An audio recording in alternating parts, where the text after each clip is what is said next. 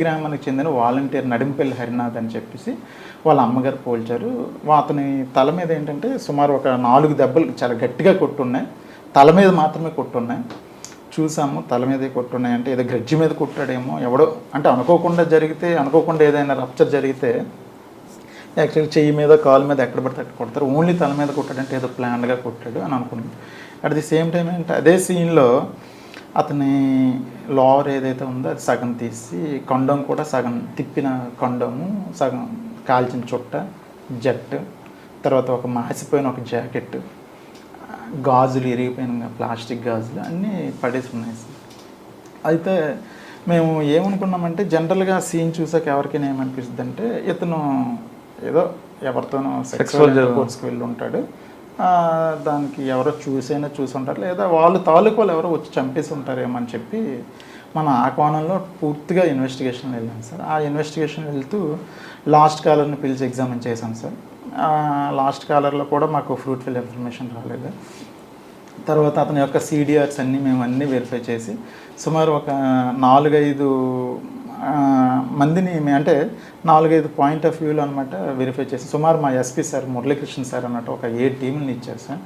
ఒక్కొక్క టీం అన్నట్టు ఒక్కొక్క విషయాన్ని అనమాట వెరిఫై చేస్తే, అంటే ఒకరు అనమాట అతని యొక్క ఇల్లీగల్ కాంట్రాక్ట్స్ గురించి వెరిఫై చేస్తే, ఇంకొకరు అనమాట అతని యొక్క CDRs వెరిఫై చేస్తే, ఇంకొకరు అనమాట అతని IPDR అని వాట్సాప్ కాల్స్ ఉంటుంది అది వెరిఫై చేసేవాళ్ళు. ఇంకో టీం అనమాట ఇన్ఫర్మేషన్ కోసం మొత్తం తిరిగేవాళ్ళు, ఎక్కడ వచ్చిన ఇన్ఫర్మేషన్ కన్నట్టు వాళ్ళు ఎగ్జిక్యూట్ చేసేవారు సార్. అలాగే 7-8 టీంలు తిరిగి సుమారు ఒక 4 రోజుల వరకు మేము అదే పనిలో ఉన్నాం సార్. కాకపోతే ఆ ఊర్లో ఆల్మోస్ట్ అందరికి 100-150 మందికి ఎగ్జామిన్ చేస్తాం, కానీ ఎక్కడ మాకు ఎటువంటి క్లూ దొరకలేదు సార్. తర్వాత అది అట్ ది సేమ్ టైం ఏంటంటే మళ్ళీ మాకు అదే పోలీస్ స్టేషన్ లిమిట్స్లోనే జడ్గంగవరం విలేజ్ దగ్గర, జడ్గంగవరం విలేజ్ అవుట్స్కట్స్లో ఇంకో మర్డర్ జరిగింది సార్. అది May 1st జరిగింది. ఇది February 1, అది May 1 జరిగింది సార్. మళ్ళీ వేసవికాలం తర్వాత అనమాట 3 months అయింది, అప్పటికి ఇంకో మర్డర్ జరిగింది. సేమ్ అంటే తల మీద కొట్టుంది, ఫుల్గా తల మీద కొట్టుంది, ప్యాంట్ కొంచెం ఇప్పుంది అంతే. అక్కడ మాసిపోయిన జాకెట్ కూడా ఒకటి దొరికింది. అయితే మేము అనుకున్నాం ఏంటంటే ఫస్ట్ ఆఫ్ ఆల్ ఆ మర్డర్ ఈ మర్డర్ ఒకటే చేశాడని అనుకుంటూ, కానీ ఎవరైనా సుపారీ గ్యాంగు ఎందుకో చేసి ఉంటారేమో, కానీ వీళ్ళకి చంపాల్సిన అవసరం ఏంటి అనే కోణంలో కూడా మేము ఇక్కడ డిసీజ్డ్ ఎవరండి? ఇక్కడ డిసీజ్డ్ అన్నట్టు అదే గ్రామానికి చెందిన రుత్తల శివప్రసాద్ అని, అతను కూడా 23 years కుర్రోడు. ఆయన వాలంటీర్? అతను వాలంటీర్ కాదు సార్, అతను లారస్ కంపెనీలో పనిచేస్తుంటాడు. కుర్రాడు. ఇతను వాలంటీర్ సార్, ఇతను కుర్రాడే.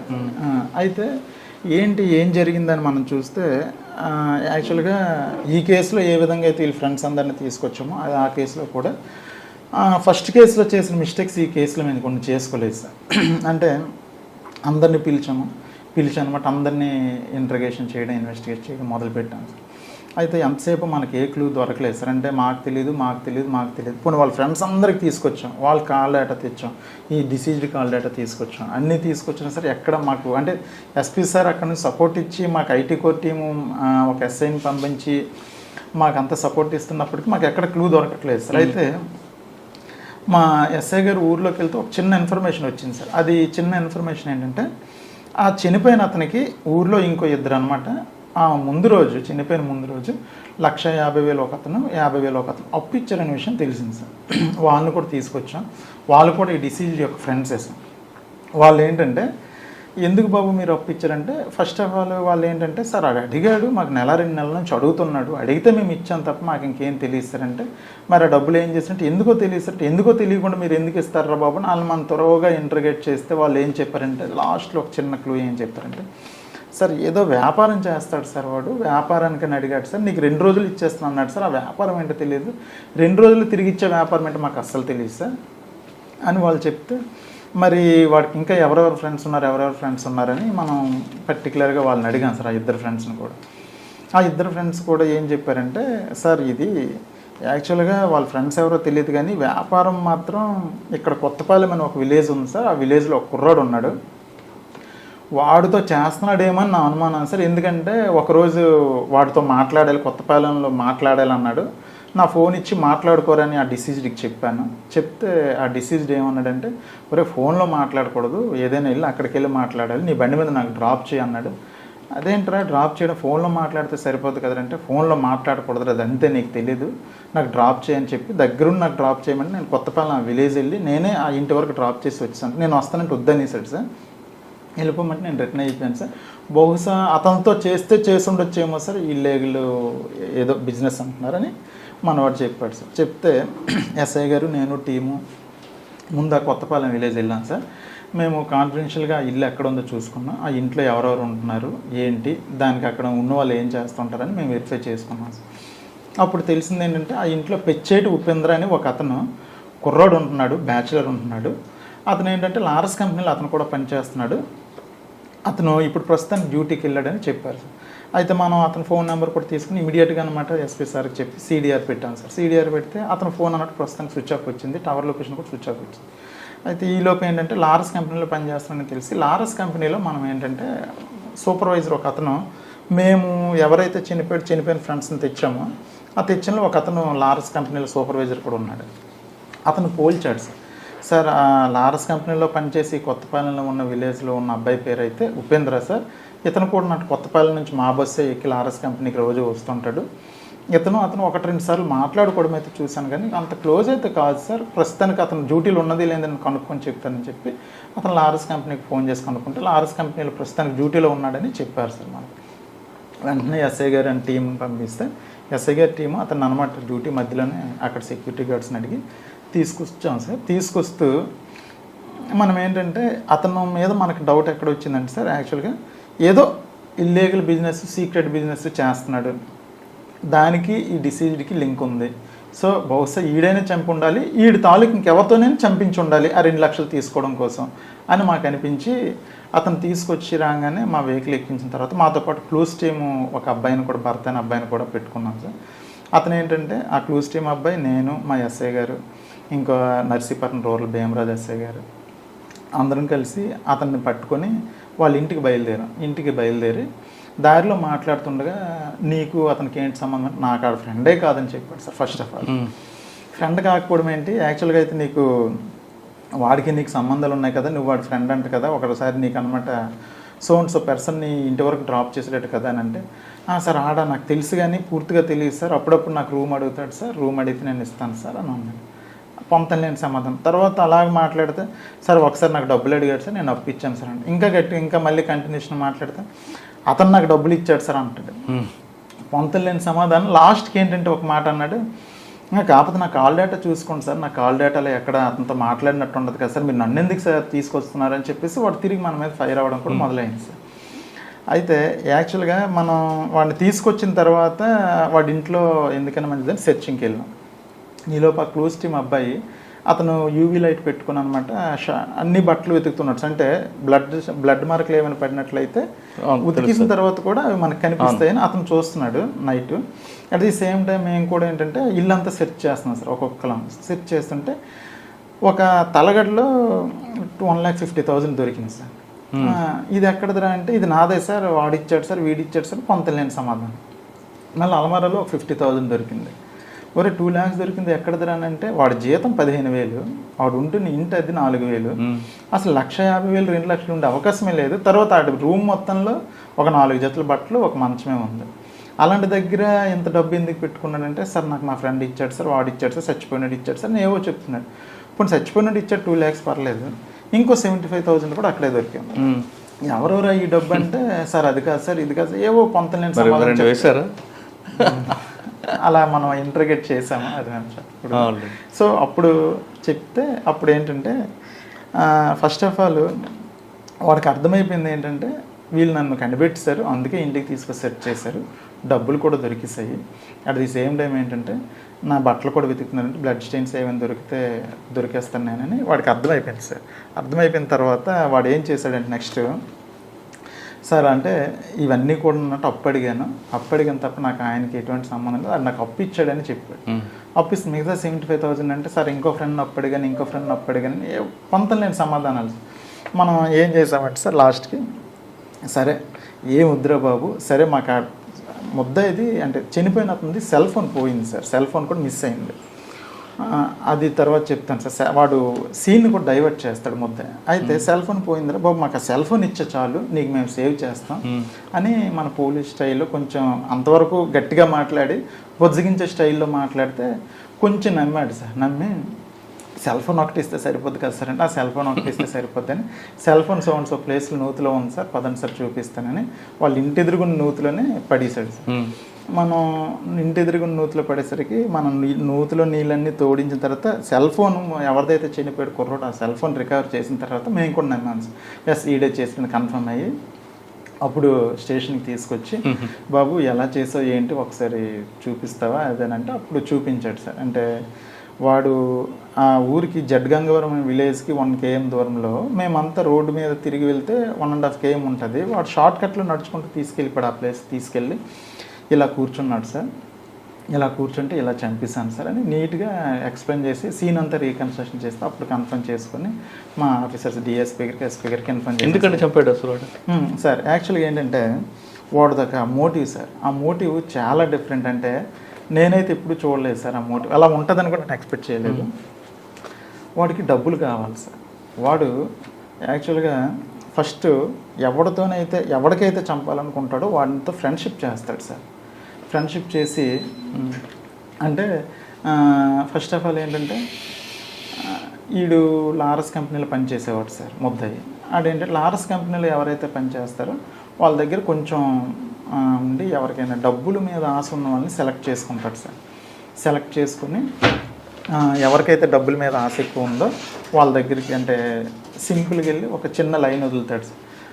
నాకు మంచి ఏజెన్సీ వాళ్ళు తెలుసు, లిక్విడ్ బిజినెస్ నాకు ఐడియా ఉంది, లిక్విడ్ బిజినెస్ ఒకవేళ చేస్తే 1 lakh 2-3 daysలో 3-4 lakhs వచ్చేస్తే, లిక్విడ్ గాంజా బిజినెస్ 3-4 lakhs వచ్చేస్తే నాకు అవతల పార్టీ వాళ్ళకి తెలుసు, మీరు అంటే డబ్బులు అరేంజ్ చేసుకుంటే నేను పార్ట్నర్షిప్ అవతలని పిలిపిస్తాను, మీరు అనమాట డబ్బులు తీసుకొస్తే గంజా తీసుకొస్తే మనం అన్నట్టు పార్టీ వచ్చిన తర్వాత మళ్ళీ రాస్తాడు. అవతల ఎవరైతే ఇంట్రెస్ట్గా ఉన్నారో వాళ్ళు వచ్చి ఇన్ని అప్రోచ్ అవ్వడమో లేకపోతే ఏదో అయితే ఫ్రెండ్షిప్ చేస్తూ ఇంకేంటంటే సార్ మళ్ళీ ఏం చేస్తాడంటే వాడు, నేను ఫ్రెండ్షిప్ చేస్తున్నంతసేపు మీ పేరెంట్స్కి ఎవరికి చెప్పుకో, ఎందుకంటే నేను దొరికిపోతే నువ్వు దొరికిపోతావు, సో నాకు ఫోను చేయకు, మీ పేరెంట్స్కి ఎవరికైనా చెప్పావు అనుకో, నువ్వు దొరికిపోతే నేను దొరికిపోతాను, మీ పేరెంట్స్కి మీ ఫ్రెండ్స్కి ఎవరికి చెప్పకూడదు, చెప్తే నేను అనమాట నేను దొరికిపోతానని చెప్పి, అంటే ఎవడైతే చచ్చిపోతాడు డిసీజ్డ్కి అనమాట ఈడొకడు ఫ్రెండ్ ఉన్నాడని చెప్పి వాళ్ళ పేరెంట్స్కి కానీ ఫ్రెండ్స్కి కానీ ఎవరికి తెలియదు. అట్ ది సేమ్ టైం ఏంటంటే ఫోన్ కాల్ డేటాలో కూడా ఎక్కడ వాడికి ఫోన్ కూడా మనకి ఎక్కడ కనెక్ట్ అవుతుంది. చాలా తెలివిగా ప్లాన్గా వాడితో చాలా అద్భుతమైన ఫ్రెండ్షిప్ చేస్తాడు సార్. ఫ్రెండ్షిప్ చేసి ఒక ఫైన్ డే ఏంటంటే డబ్బులు అరేంజ్ చేసుకోమంటాడు. డబ్బులు అరేంజ్ చేసుకున్న రోజు డబ్బులు అరేంజ్ చేసుకున్న ఒక 4 రోజుల ముందే ఏ ఊరైతే వాడిది ఉంటుందో ఆ ఊర్లోనే ఎక్కడైతే లోన్లీ ప్లేస్ ఉంటుందో ఆ లోన్లీ ప్లేస్కి డిసిజన్నే తీసుకెళ్ళమని చెప్తాడు సార్. ఎందుకు, ఇక్కడైతే గాంజా వాళ్ళు వస్తారు, సీక్రెట్గా ఉండాలి, 3వ కంటికి తెలియకూడదు, అది మీ ఊరు దగ్గరలో పెట్టుకుంటేనే బెటర్ అని అంటాడు సార్. ఆలూరు దగ్గరలోనే పెట్టుకుంటారు, ఆలూరు దగ్గరలోనే డిసీజ్డే అమాయకంగా చూపిస్తాడు, ఈ ప్లేస్ అయితే గాంజా బిజినెస్ అయితే ఎవరు రారు అని. ఆ ప్లేస్ చూపించిన తర్వాత ఒక కర్ర కూడా తీసుకొని రమ్మంటాడు సార్. ఎందుకంటే ఆ లిక్విడ్ గాంజా తెచ్చిన వెంటనే అది భూమిలో పాతి పెట్టాలి, పాతి పెట్టాక 2వ రోజుకి అందులో గ్యాస్ ప్రొడ్యూస్ అవుద్ది, ప్రొడ్యూస్ అయిన తర్వాత దాన్ని మనం అమ్మితే 2-3 రేటుకి వెళ్తుంది, రేపే వచ్చేస్తారు పార్టీ అని చెప్తారు. ఆ డిసీజ్లు ఏంటంటే వీడు చెప్పే మాటలు ఎక్కువ నమ్ముతారు సార్, అంత బాగా నమ్మిస్తాడు. ఫ్రెండ్షిప్ కూడా చాలా బాగా చేస్తాడు. చేశాక అంటే చంపేసిన ఒక 3-4 రోజుల ముందు ప్లేస్ చూసుకుంటారు, కర్ర ఏర్పాటు డిసీజ్డే చేసుకుంటాడు ఒక విధంగా, ఆడే తెచ్చుకుంటారు సార్ ఒక విధంగా. అవన్నీ తెచ్చుకున్న తర్వాత సార్ ఒక రోజు అనమాట డబ్బులు వచ్చిన రోజు అనమాట, డబ్బులు రేపు వచ్చేస్తానంటే వాడు ఇద్దరు కలిసి సీన్లోకి వెళ్తారు. వెళ్ళిన తర్వాత ఒక లోన్లీ ప్లేస్లో ఆ ఊరు దగ్గరలోనే ఎందుకు సెలెక్ట్ చేసుకుంటుంటే అక్కడ ఊర్లో చచ్చిపోతే ఊరోళ్ళ మీదకి వెళ్ళిపోతే తప్ప బయట మీద ఎవరికి దృష్టి రాదని, అంత దారుణమైన ఆలోచన సార్ ముద్దాయిది. అయితే ఏంటంటే అక్కడికి వెళ్ళి అక్కడ అనమాట ముద్దాయి అనమాట కర్ర తీసుకొని ఇక్కడ ఈ ప్లేస్లో దావాలని ప్లేస్ సెలెక్ట్ చేసి ఎవరు ర్యాంట్ అయ్యి చూసి వాడు అలా కూర్చొని ఏదో ఫోను ఏదో మాట్లాడుతుంటే వెనక నుంచి గట్టి కొట్టేస్తాడు. కంటిన్యూషన్గా చచ్చిపోయినంత వరకు తల మీద కొట్టేస్తాడు సార్ అదే కర్రతో తల మీద కొట్టేసి చంపేస్తాడు సార్. చంపేసిన తర్వాత ఆ జేబులో ఉన్న డబ్బులు పట్టుకొని వెళ్ళిపోతాడు సార్. ఆ విధంగా చేస్తాడు. సరే అండి, జేబులో డబ్బులు తీసుకెళ్తారు, అంతవరకు బాగానే ఉంది. మరి ప్యాంట్ ఎప్పుడు ఎందుకు పిన్నిస్కి కంఠం పెట్టడం ఎగ్జాక్ట్లీ సార్. అయితే ఏంటంటే వాడు ఏంటంటే మొత్తాన్ని సీన్ని రీకన్స్ట్రక్షన్ చేస్తాడు సార్. చేసి మన కేసు మొత్తం డైవర్ట్ చేస్తాడు సార్. ఎంత దారుణంగా డైవర్ట్ చేస్తాడంటే ఇప్పుడు జడ్ గంగవరం కేసులో కూడా చనిపోయిన అతని సెల్ ఫోన్ తీసుకొని ఇతనికి ఎప్పుడో ఒక అతని మీద కోపం ఉంటే అతనికి మిస్డ్ కాల్ ఇచ్చాడు సార్. అతను ఏంటంటే తెలియక 2-3 టైమ్స్ కాల్ చేసి ఎత్తాడు, మాట్లాడలేదు. మాట్లాడకుండా అనమాట ఫోన్ స్విచ్ ఆఫ్ చేస్తాడు. అంటే ఎత్తి ఒక 1 minute 2 minutes ఉండి ఫోన్ స్విచ్ ఆఫ్ చేస్తాడు. చేసి ఆ ఫోన్ తీసుకొచ్చి వాళ్ళ ఇంటి ఎదురుగున్న నూతిలో పడేశాడు. మనం ఆ చనిపోయిన అతను CDR తీసిన వెంటనే లాస్ట్ కాల్ రావడంటే వాడిని పట్టుకొని వస్తాం. వాడినే పట్టుకొని వచ్చాం. పట్టుకొని వస్తే అసలు చనిపోయినాడు ఎవడో తెలియదు అంటాడు వాడు. నీకు తెలియకపోతే లాస్ట్ కాల్ ఎందుకు చేస్తే నీకు ఏంటి సంబంధం అంటాం మేము. టోటల్గా ఏంటంటే అసలు మొత్తం డైవర్ట్ చేసేస్తాడు. At the same time first కేసులో కూడా వీడు వాలంటీరు రెండో రోజు అనమాట పెన్షన్ డబ్బులు పంచాలి. పెన్షన్ డబ్బులు వచ్చేసా ఆ వచ్చిన పెన్షన్ డబ్బుల్ని ఏంటంటే వాడు వచ్చిన పెన్షన్ డబ్బుల్ని పంచడం కోసమని పంచాయతీ సెక్రటరీ దగ్గర ఆ రోజు తీసుకొని ఆ డబ్బులు పట్టుకుని వెళ్ళిపోయాడు వాలంటీర్. 75,000 ₹1,00,000 సార్ పట్టుకుని వెళ్ళిపోయాడు. వెళ్ళిపోతే అక్కడ చంపేసిన తర్వాత వాడికి ఏంటంటే అక్కడ బట్టలు ఇప్పేసి కొండమని అంటే ఏంటంటే వాడికి ఇల్లీగల్ అఫైర్స్ ఎక్కువ ఉంటాయి సార్. ఓహో. సో ఆ ఇల్లీగల్ ఎవరో చంపేశారని చెప్పి మనం అనుకోవడం కోసం డైవర్ట్ చేయడం కోసం ఒకటి కొండం, గాజులు, తర్వాత ఏంటంటే సగం కాల్చిన చుట్ట, మాసిపోయిన ఒక జాకెట్ అన్ని పడేస్తాడు సార్. దానికి అందరూ ఏమనుకుంటారంటే వీడికి ఎవరితోనో ఇల్లీగల్ ఉంది, సో అందువల్ల ఎవరో వచ్చి చంపేశారు అనుకుని మనం అంతా ఆ కోణంలోనే పూర్తిగా డైవర్ట్ అయిపోతారు సార్. కేసు అంతా డైవర్ట్ చేసేస్తాడు సార్. అంటే ఈ తెలివితేటలన్నీ ఏంటంటే ఫస్ట్ 2 మర్డర్ కేసులు వడ్డాది మర్డర్లు ఉండేటప్పుడు చేసినప్పుడు కూడా అలాగే డైవర్ట్ చేసి 2 కేసులు మీకు డిటెక్ట్ అయ్యాయి, ఇంకా 3 ఎలా బయటకు వచ్చాయి సార్? యాక్చువల్గా ఫస్ట్ కేసు ఎప్పుడైతే మనకి ఆడు చెప్పాడో చెప్పిన తర్వాత మన స్టేషన్కి తీసుకొచ్చి ఎస్పీ సార్కి చెప్పాను సార్ ఇలాగని. సార్ వీడికి వడ్డాది మడుగులో కూడా కేసు ఉందంట సార్, కేసులు ఉన్నాయంటే ఒక వడ్డాది మడుగుల ఎస్ఐతో కూడా మాట్లాడమని చెప్పారు సార్. చెప్తే వడ్డాది మడుగుల ఎస్ఐతో మాట్లాడాను సార్. మాట్లాడుతూ వడ్డాది మడుగుల ఎస్ఐ గారు దామోదర్ నాయుడు అని ఉన్నారు. ఆయన ఏం చెప్పారంటే సార్ అతనైతే మాత్రం అతనితో ఎంఓ ఉంది, ఏదైనా సీన్ని రీకన్స్ట్రక్షన్ చేసి రీక్రియేట్ చేస్తాడు, టోటల్గా డైవర్ట్ చేసేస్తాడు. మా 2 మర్డర్ కేసులు కూడా 21లో జరిగాయి, 2021లో. ఆ రెండింటిలోనైతే డైరెక్ట్ కండోమ్ పెట్టాడు ఒక దాంట్లో అన్నట్టు మల్లెపూలు పెట్టాడు. టోటల్ మనం డైవర్ట్ అయిపోయాము. కానీ చివరికి అనమాట మనకి డిటెక్ట్ అయింది. కానీ ఎక్కువ డబ్బులు కూడా చంపడు, 50,000 ₹1,00,000 చంపేస్తాడని చెప్పాడు సార్. చెప్తే మన ఫస్ట్ మర్డర్ కేసులో కండోమ్ పెట్టాడు, గాజులు పెట్టాడు, జాకెట్ పెట్టాడు, ఇవన్నీ పెట్టేసరికి మళ్ళీ వచ్చి మన ఇతను అడిగితే ఫస్ట్ ఇతను ఒప్పుకోలేదు సార్. అయితే ఫస్ట్ మర్డర్ కేసులో చనిపోయిన అతని యొక్క తల్లి వాడు కలిసి ఇంట్లోకి వెళ్ళి లాస్ట్ అనమాట వీళ్ళిద్దరే బయటకు వచ్చారు సార్. మన కంప్లైంట్లో కూడా ఫస్ట్ డిసీజ్డ్ వాళ్ళ అమ్మ అనమాట ఏం చెప్పిందంటే ఎవడో ఫ్రెండ్ వచ్చాడు, ఆ ఫ్రెండ్ వచ్చి మా అబ్బాయిని బయటికి తీసుకెళ్ళాడని చెప్పింది తప్ప పలానా వ్యక్తిని ఆవిడకి తెలియదు. ఆవిడ ఓల్డ్ సార్, ఆవిడ చెప్పలేకపోయింది. కాకపోతే ఆవిడని పిలిపించాం.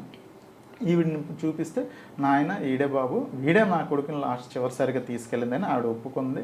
వాడికి అనమాట తిట్టి గట్టిగా అడిగేసరికి నేను కదంటే ఆ ముసలావిని బయటికి తీసి ఇప్పుడు చెప్పరా పెద్ద ఆవిడ పోల్చింది కదా, ఇప్పుడైనా చెప్పరా నువ్వే కదా తీసుకెళ్ళి ఆ రోజు. నేనే చేశాను సార్, ఇలా చేశానని చెప్పాడు. అది కూడా ఎలా చేసావు చేసి చూపించడానికి సీన్ రీకన్స్ట్రక్షన్ చేయమంటే సీన్ రీకన్స్ట్రక్షన్ చాలా నీట్గా చేశాడు. చాలా షార్ట్ కట్లు వెళ్దాం. తర్వాత వాడు ఎక్కడికైనా వెళ్ళేటప్పుడు ఏంటంటే ఫోను అక్కడ వరకు మాట్లాడతాడు, అక్కడ స్విచ్ ఆఫ్ చేసేస్తాడు. చేసి అక్కడికి వెళ్ళి మర్డర్ చేసి డబ్బులు తీసుకొచ్చి మళ్ళీ స్విచ్ ఆన్ చేసుకుంటాడు. మళ్ళీ ఇమీడియట్గా వాడు ఏంటంటే 7 o'clock 8 o'clock సి షిఫ్ట్ ఉంటుంది లారస్ కంపెనీకి వెళ్ళిపోతాడు. అంటే నేను ఆ టైంలో అక్కడ లేను అని ప్రూవ్ చేసుకోవడానికి కూడా వాడు చాలా టెక్నికల్గా కూడా మొత్తం ప్లాన్డ్గా ఉంటాడు. ఏమంటే నేను కంపెనీలో ఉన్నాను అంటాడు. సాయంత్రం 5 నుంచి 6 లోపు మర్డర్ అవుద్దని ఎవరు ఎక్స్పెక్ట్ చేయరు, 6-6:30 అవుద్దని ఎవరు ఎక్స్పెక్ట్ చేయరు. ఆ విధంగా మొత్తం మిగతా 3 ఎలాగ వచ్చాయండి బయటికి? ఆ 2 అయ్యాయి కదా సార్. అయితే దాని నెక్స్ట్ ఏంటంటే సార్ మునగపాకతో కూడా సేమ్ అటువంటి మర్డర్ సార్. ఆ చనిపోయిన అతను కూడా లారస్ కంపెనీలో పనిచేస్తూ ఉంటాడు. అతను ఏంటంటే 22లో చనిపోయేటప్పుడు ఇలాగే బిజినెస్ అని చెప్పేసి వాళ్ళ ఇంటి వాళ్ళ దగ్గర సేమ్ ₹1,00,000 ₹1,00,000 దాకా వాళ్ళ ఇంట్లో వాళ్ళని బలవంతంగా అడిగి పట్టుకొని వెళ్ళి చనిపోయాడు అతను కూడా. అతనికి తల మీద సేమ్ దెబ్బలు. సో దాని విషయంలో మనం ఏం చేసామంటే అదే టైంలో మునగపాక ఎస్ఐ టైంలో మునగపాక మర్డర్ అయ్యేటప్పుడు భీమరాజ్ ఎస్ఐ గారు, తర్వాత సార్ వాళ్ళు కూడా అక్కడ పేరు పి శ్రీనివాస్ సార్ వాళ్ళు కూడా అక్కడ ఉండి దానికి అనమాట ఇన్వెస్టిగేట్ చేస్తే వీళ్ళంతా సేమ్ ఎంఓ సేమ్. సో ఒకసారి దాని గురించి కూడా అడగండి అంటే దాని గురించి కూడా అడిగితే మేము అప్పుడు ముందు ఎక్కడ ఉండేవాడు అంటే అనకాపల్లి ఉండేవాడిని, ఎక్కడ చేసేవాడిని ఆర్ఎస్ కంపెనీలో చేసామంటే మరి నీకు అక్కడ తెలుసు అంటే తెలుసు సార్ ఫ్రెండ్ అంటే మరి వాడికి నీకు సంబంధం ఏంటంటే కొంచెం గట్టిగా అడిగితే వాడు ఏంటంటే సేమ్ ఎంవరా అంత తెలిసిపోయింది, అంత సీసీ కెమెరాలు అన్నీ క్లియర్గా కనిపిస్తున్నాయని మనం కొంచెం గట్టిగా మాట్లాడితే అప్పుడు అది కూడా కన్ఫ్యూజ్ చేసి ఒప్పుకున్నాడు సార్. ఆ విధంగా 3 మటర్లు ఒప్పుకున్నాడు సార్. 3 5 అండి? 3 మటర్లు సార్. ముందు 2 మటర్లు చేస్తాడు సార్. సార్ ఎందుకు చేస్తున్నాడండి ఈ విధంగా? వీడు యాక్చువల్గా సైకోవా? సైకో కాదు సార్, చాలా తెలివైనడు. డబ్బు పిచ్చి సార్ వాడు. అంటే ₹1,00,000 ఉంటే ఎవరినైనా చంపేస్తాడు సార్. ఈ డబ్బులు తీసుకుని ఏం చేసేవాడు? ఈ డబ్బులు తీసుకుని జల్సా చేసుకోవడమే సార్.